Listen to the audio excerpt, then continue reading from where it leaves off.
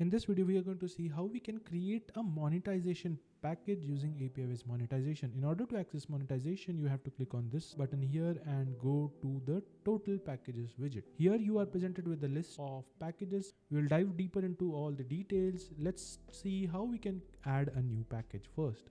Just have to click here. There are some basics like the name of the package, a summary, a category which it belongs to. These will be used on the consumer side to categorize your products or packages. So let's select Acme payments. For each package, there's a validity. You can select a date. I'll select something from future. So for 1 year, it will be valid. To understand default rate card, let's take a look at the concept of how APIwiz monetization works. First, you select the resources. Next, you define the metering rules. These are the criteria based on which your APIs will be metered. Suppose you mention a value which is equal to a specific range. If that criteria is satisfied, only then the transaction will be considered for monetization. And for each satisfied rule, you have to mention a rate plan. But sometimes the metering rules are not comprehensive. In such cases, you can use a default rate card which will be used to charge the consumer. Here, if I click on it, you get to see a variety of rate cards. Here, few of them are unit-based, flat-based, or even tiered rate in volume pricing or graduated pricing. A deeper dive related to all of these rate cards will be in the next video. So let's select a simple rate card from here. I get to see the basic details of it and click on save. I've already selected the unit rate card here. You also have who can access this package. You can have a restricted access.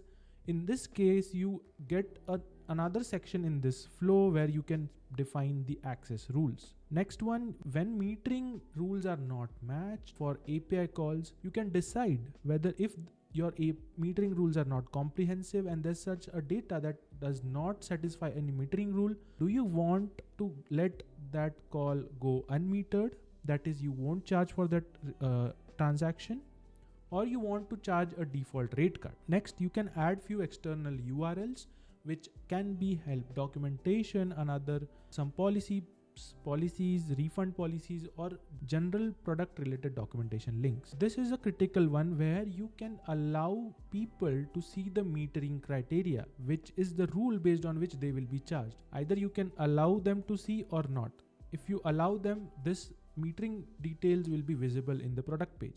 For this case, I'll just allow and click on next. In the next step, we finalize the access for creating this package. There can be an internal and external partners mapped. You can configure these from the configuration settings in the APIwiz config. You can select the partner, internal, external, or a trusted partner. You can define a partner from the connectors page in APIwiz config. Next, we have the company related details. You can add different companies from this list. In this case, JP Morgan and Goldman Sachs are added in this specific category.